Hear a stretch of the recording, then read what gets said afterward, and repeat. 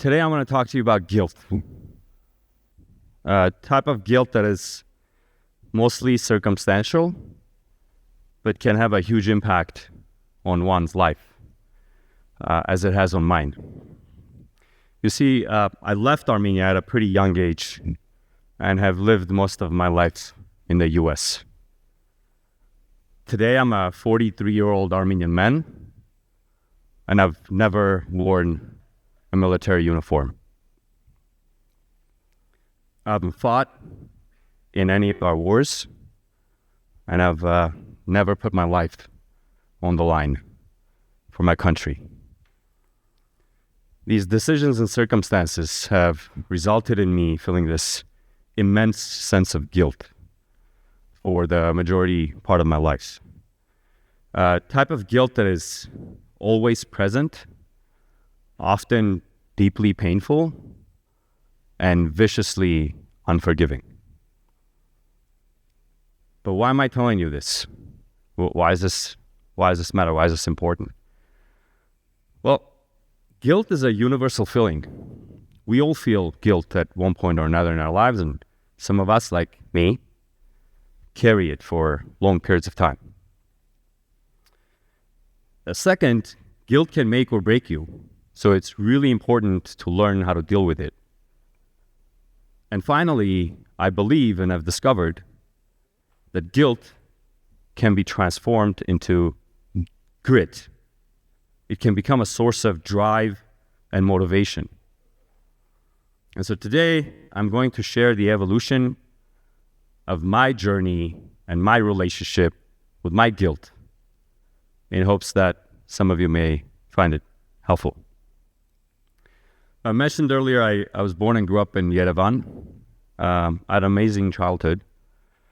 We didn't have much materially, but my parents loved each other dearly and raised us in a household full of laughter, intimate relationships, friendships, a lot of parties, a lot of toasts, a lot of music.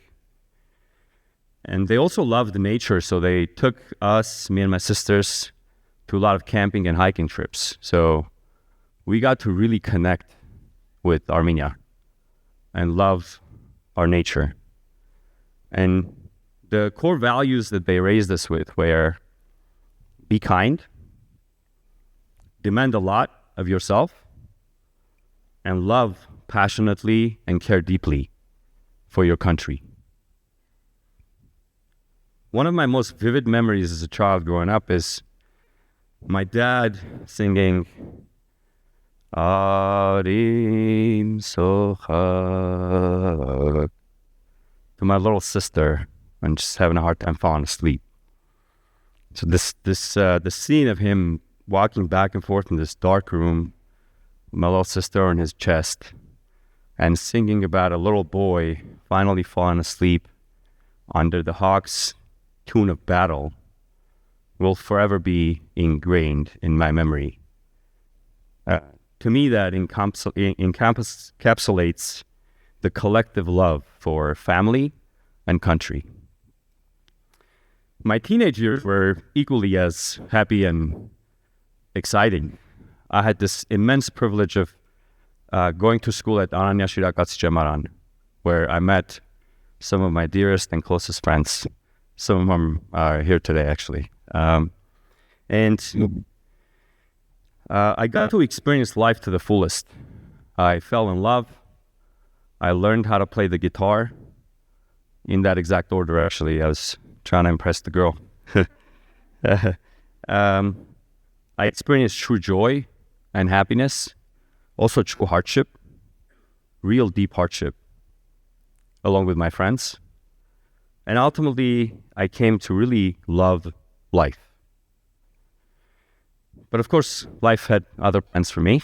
After battling the economic hardships of the post-Soviet Union world, my parents made a difficult decision to move the family to the US. Now, this was a really hard decision for me and my sisters because we had been raised our entire lives to care for and to love deeply our country. Yet, here we were, abandoning it. And so the first year in the US was particularly hard for me. I didn't know the language. I didn't know the culture. I didn't have any friends. My only source of joy were these handwritten letters that I was getting from my friends. And so opening up the mailbox had become the most joyful time of the day, because there was a chance there was a letter there. This is pre-social media for the teenagers in the room. But missing my friends and missing my life here wasn't the hardest part. The hardest part was dealing with this guilt of running away, this guilt of leaving my people behind, guilt of abandoning my country. But through all the struggle, there was one thing that kept me going. It was this notion that I'm going to make something of myself, and I'm going to come back, and I'm going to make a big difference. I had no idea what that was or how I was going to do it. I'm still working on that, by the way, although I have a much better sense now. But I knew I had to do it because it was the only way I could deal with this pain. And so about a year in, things started to turn around. I met and fell in love with a girl who was really curious about my life in Armenia. So I spent hours and days talking about how close I was with my friends, how much I loved my country, how beautiful life was in Armenia, and eventually started getting more comfortable talking about my pain, about my guilt. And through her compassion and her curiosity, I started being able to open up to others and talk about my feelings. And through that vulnerability, my relationship with guilt started transitioning. And before I knew it, the focal point of my guilt had shifted from pain to dreams. And so I realized that I can actually use this guilt to drive me, to motivate me, to differentiate me. Because when I looked around, whether it was at work or at school, people were generally just checking off boxes. They were coming to work and then leaving work and collecting a paycheck or studying for a test. There was no real purpose for most people. But there was for me. It was driven by my guilt, but it was a drive.